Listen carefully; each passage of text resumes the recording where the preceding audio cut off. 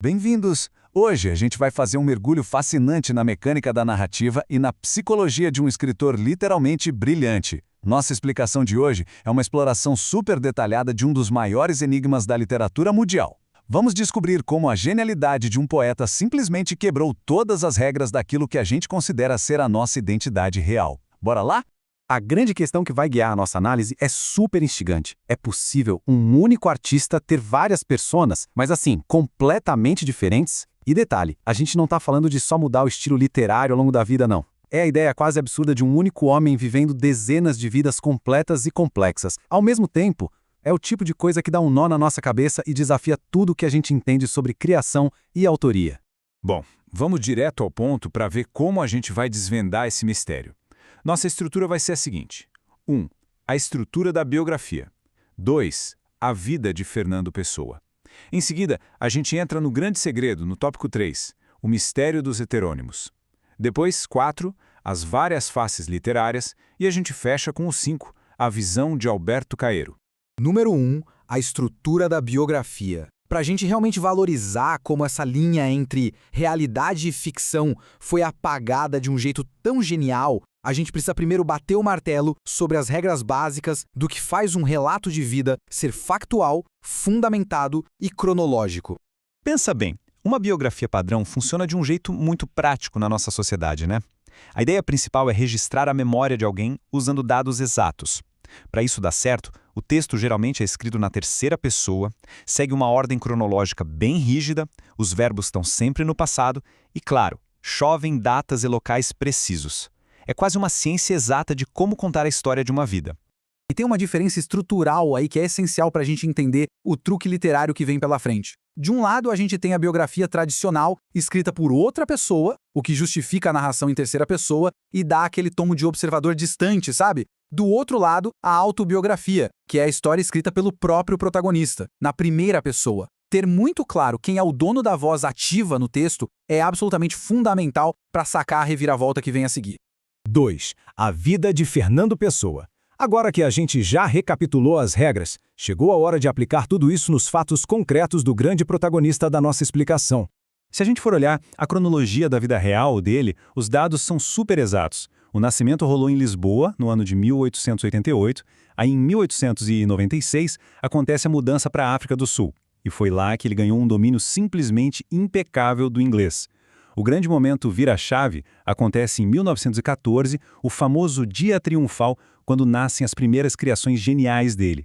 E por fim, o falecimento prematuro acontece em Lisboa, em 1935, com só 47 anos.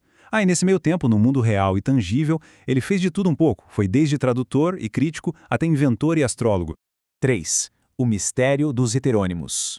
É agora que a gente deixa os fatos biográficos puramente convencionais no passado e entra de cabeça no que talvez seja a invenção criativa mais ousada e revolucionária que já existiu. O ponto crucial aqui é entender exatamente o que é isso. Olha, um heterônimo não é de jeito nenhum só um apelido ou um nome falso para assinar um poema. Isso seria um mero pseudônimo. Na verdade, um heterônimo é uma identidade literária completa. O negócio é tão profundo que o personagem tem biografia, data de nascimento, uma personalidade forte, estilo de escrita independente e uma visão de mundo inconfundível. O autor literalmente dobrou a realidade. Não bastava escrever diferente, era preciso criar seres humanos radicalmente distintos, com histórias coerentes, para assinarem os textos como autores autônomos. Loucura, né? O impacto histórico de ser conhecido como o poeta de muitas vidas é colossal. Os arquivos mostram a formulação de mais de 70 identidades desse tipo. E o mais surpreendente é que isso tudo brotou de um hábito de infância supernatural. Como era uma criança solitária, ele adorava inventar amigos imaginários. Dessa imensa e caótica constelação de mentes dentro de um único cérebro, 3 figuras principais cresceram tanto que ganharam vida própria e rivalizaram com o próprio criador. 4.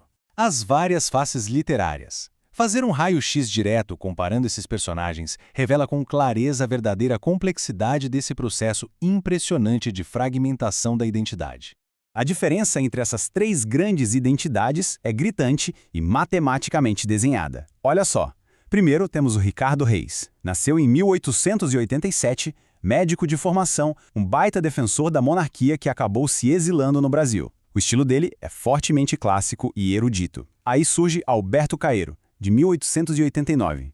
Um homem com poucos estudos, órfão, que vivia no campo com uma tia-avó e que morreria jovem de tuberculose, entregando uma poesia de extrema simplicidade totalmente ligada à natureza. E fechando a trinca, Álvaro de Campos, nascido em 1890. Um engenheiro naval que viajava o mundo, que é a verdadeira voz da modernidade, vivendo numa angústia efervescente com o progresso das máquinas. Percebem? São 3 vidas plenas com profissões e temperamentos diferentes, sustentadas por décadas por uma única mente. 5. A visão de Alberto Caeiro. Para a gente quase conseguir tocar nessa ruptura mental, o nosso foco agora recai sobre as evidências deixadas em texto pelo grande mestre dos heterônimos. E isso ilustra brilhantemente a magia da coisa toda ganhando textura e fôlego na poesia.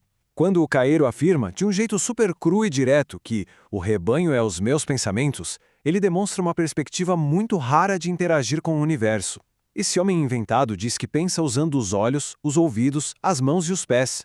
Ele é um ser puramente sensorial, que escolhe só sentir a grama e o vento, em vez de ficar intelectualizando a existência das coisas. É um contraste absolutamente fascinante em relação à mente erudita e complexa do próprio criador. Vamos amarrar tudo isso e ver como se consolida numa obra monumental que atravessa um século. A literatura aqui engloba visões de mundo organizadas de um jeito impecável. A gente tem a angústia febril e explosiva do engenheiro Campos, a tranquilidade clássica e contida do médico Reis, a pacífica entrega à natureza do simples Caeiro e, trilhando seu próprio caminho, o próprio Fernando Pessoa, ortônimo, focado na reflexão melancólica sobre o existir e nos mitos gloriosos da sua pátria. É, sem dúvida, uma verdadeira sinfonia literária, onde um único regente domina e toca diferentes instrumentos ao mesmo tempo. Para fechar nossa explicação de hoje, fica uma provocação existencial poderosa no ar. Afinal, o que significa deixar um legado perene através de múltiplas vidas que foram completamente inventadas no interior de um quarto? Essa exploração que acabamos de fazer mostra claramente que as fronteiras da mente humana, quando alimentadas por uma imaginação inesgotável, são infinitas e não aceitam limites.